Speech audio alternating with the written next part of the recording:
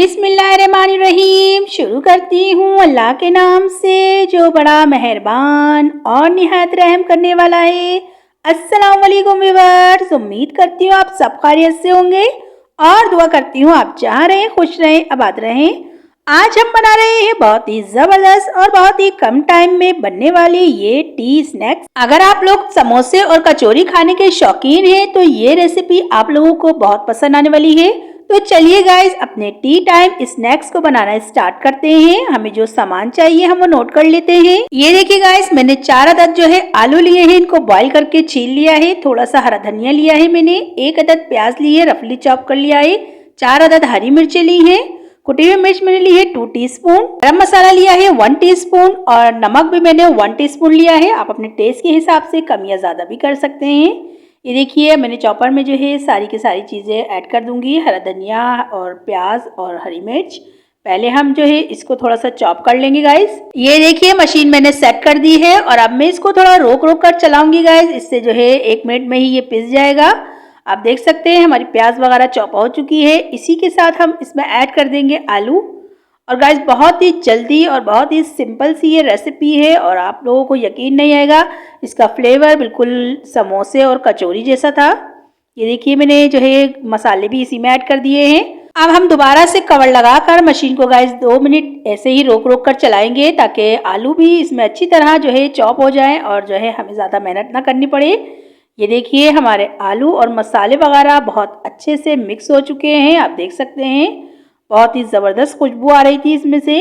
और अब हम इसमें ऐड करेंगे गाइस 1 कप ये मैंने मैदा लिया है, इसको छान लिया था पहले ही।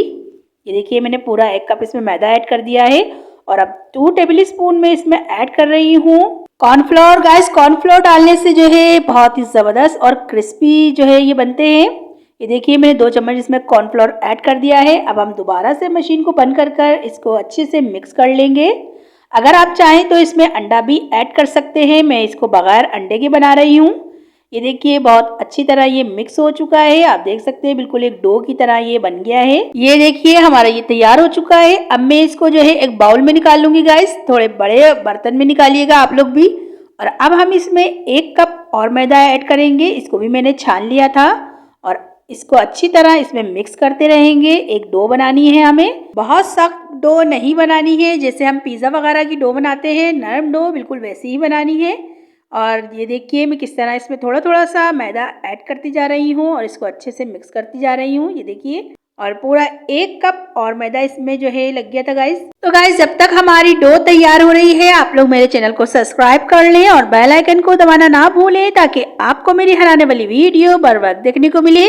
और गाइस अगर आपको मेरी वीडियो अच्छी लगती है तो इसे लाइक करें, शेयर करें और कमेंट्स में मुझे ज़रूर बताया करें कि आपको मेरी वीडियो मेरी रेसिपी कैसी लगती है, ताकि मेरी भी हौसला अफजाई हो और मैं आपके लिए बहुत ही आसान रेसिपियाँ लेके आ सकूं। ये देखिए गाइस हमारी डो जो है तैयार हो चुकी है। अब हम जो है इसको बनाना स्टार्ट करते हैं।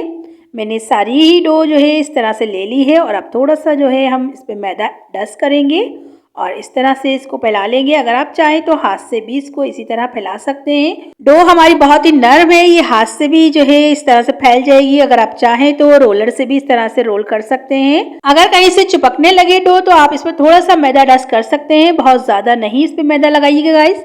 ये देखिए और आपको जितना पतला चाहिए आप उतना इसको बेल सकते हैं। मैंने बिल्कुल नॉर्मली इसको जो है बेला है और अब मैं इसको जो है कट कर लूंगी। गाइस मैं जो है इसको इस तरह से कट कर रही हूँ। अगर आप लोग चाहें तो कुकी कटर से भी कट कर सकते हैं या अपनी मर्जी के हिसाब से आपका जैसा दिल चाहे आप वैसे इसको कट कर सकते हैं।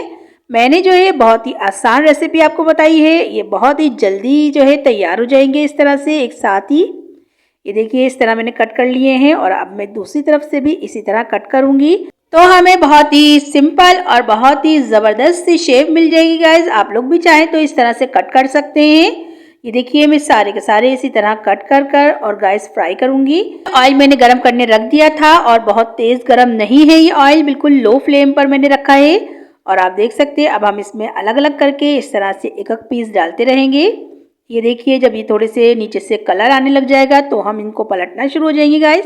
तकरीबन 3 मिनट लगेंगे इनको लो फ्लेम पर फ्राई होने में। ये देखिए थोड़े से गोल्डन होने लग गए थे नीचे से तो मैं इनको पलट रही हूँ।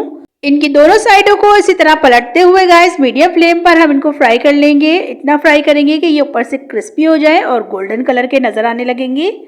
बहुत ही ज़बरदस्त ये बनते हैं। आप लोग इनको एक दफ़ा ज़रूर ट्राई करिएगा। अगर आपके कोई मेहमान आ रहे हैं तो आप उनको भी ये बनाकर खिला सकते हैं। बहुत ही ज़बरदस्त बनते हैं और देख सकते हैं आप लोग कितने ज़बरदस्त ये फूल गए हैं। बहुत ही आसान रेसिपी है ये। हमने कोई इसमें बेकिंग पाउडर, बेकिंग सोडा नहीं ऐड करा है, लेकिन फिर भी ये बहुत ही ज़बरदस्त बने थे। ये देखिए कितना ज़बरदस्त इन पे कलर आने लग गया है।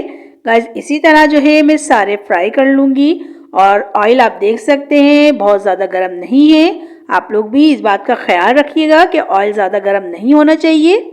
ये देखिए अब मैं इसी के साथ थोड़े से और ऐड करती जा रही हूँ ताकि ये भी जो है साथ के साथ फ्राई होते जाए। गाइस बहुत ही सिंपल और बहुत ही ज़बरदस्त रेसिपी है। इसका जो फ्लेवर होता है बिल्कुल समोसे और कचौरी जैसा होता है। इसको आप लोग केचप के साथ, चटनी के साथ, रायते के साथ, किसी के साथ भी सर्व कर सकते हैं।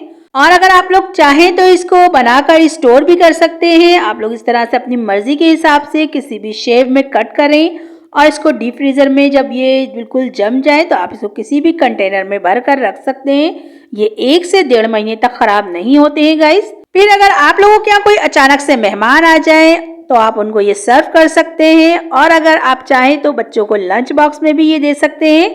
बहुत ही ज़बरदस्त और हेल्दी ये चीज़ है। बाजार के समोसे और कचौरी से बहुत ही ज़्यादा अच्छे और हेल्दी हैं ये। तो गाइस मैं आपको दिखाती हूँ सारे फ्राई करके फाइनल लुक। ये देखिए गाइस माशाल्लाह से हमारे टी टाइम स्नैक्स का फाइनल लुक कितना ज़बरदस्त लग रहा है। गाइस ये देखने में जितने अच्छे लग रहे हैं खाने में उससे भी ज़्यादा अच्छे थे। तो आप भी इसको ज़रूर ट्राई करिएगा और मुझे बताइएगा कि आपको मेरी ये रेसिपी कैसी लगी। ये देखिए गाइस कितने ज़बरदस्त ये बने हैं। बहुत ही क्रिस्पी थे ऊपर से और अंदर से बहुत ही जूसी और बहुत ही नरम थे ये।